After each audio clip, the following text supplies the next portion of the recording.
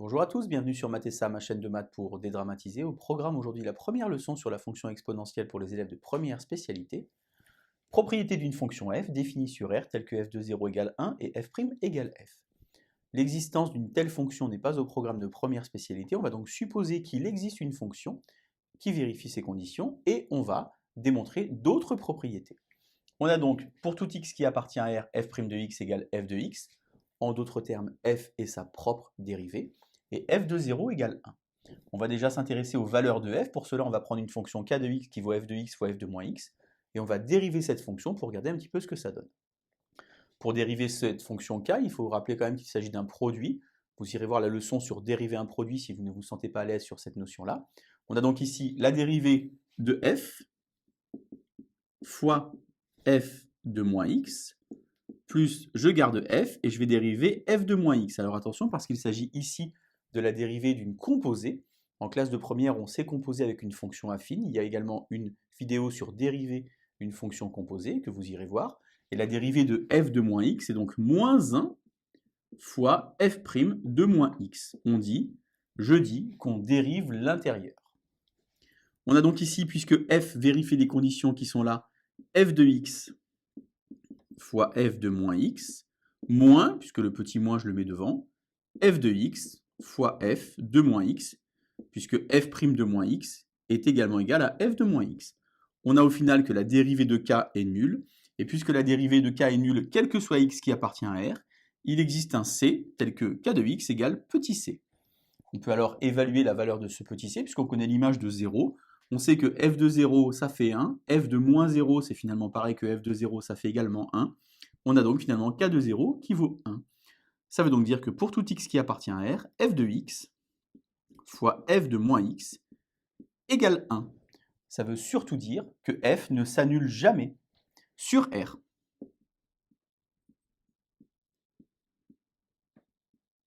Et si f ne s'annule pas sur R, eh bien je peux diviser et exprimer f de moins x comme étant 1 sur f de x. Deuxième notion essentielle, on a supposé qu'il existait une fonction qui vérifiait ses propriétés. La question naturelle, c'est y en a-t-il d'autres? Eh bien en mathématiques, pour faire cela, on va supposer qu'il y en a une autre et on va voir un petit peu ce que ça donne.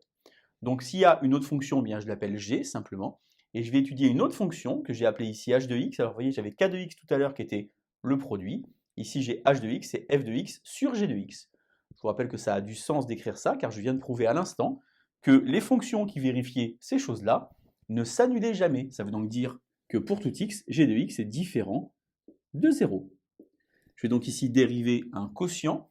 Vous avez également une vidéo qui traite de la dérivée d'un quotient si vous n'êtes pas à l'aise sur cette notion. On va donc dériver. On a donc g de x fois f' de x moins f de x fois g' de x. Puisque f et g vérifient les deux conditions qui sont là, on a donc g de x fois f de x moins f de x fois g de x. Au final, le numérateur est nul et on a pour tout x qui appartient à R, h' de x égale à 0. Ça veut donc dire qu'il va exister de nouveau un c tel que h de x est une constante, et puisqu'on a f de 0 égale 1 et g de 0 égale 1, eh bien au final on a h de x qui vaut 1. Ça veut donc dire que pour tout x qui appartient à R, f de x sur g de x égale 1, donc f de x égale g de x, ce qui permet donc de dire que la fonction g que j'avais supposée différente de f, finalement c'est comme f. Il y a donc, et c'est essentiel que vous l'entendiez, unicité de la fonction qui vérifie f de 0 égale 1 et f' égale f. Eh bien, s'il n'y en a qu'une de fonction, ce qui est naturel de faire, c'est de lui donner un nom. Eh bien, on l'appelle exp, exp, et donc on a les différentes propriétés pour cette fonction. Donc elle est d'abord unique, on vient de le voir à l'instant. On a que son domaine, c'est grand R. On a que l'image de 0, c'est 1. On a que pour tout x qui appartient à R, l'exponentielle est non nulle. Et on a enfin que c'est sa propre dérivée. Vous allez naturellement enchaîner avec les autres vidéos sur le chapitre. On a donc jeté les bases de la fonction exponentielle. A bientôt sur Mathessa. Bonne journée.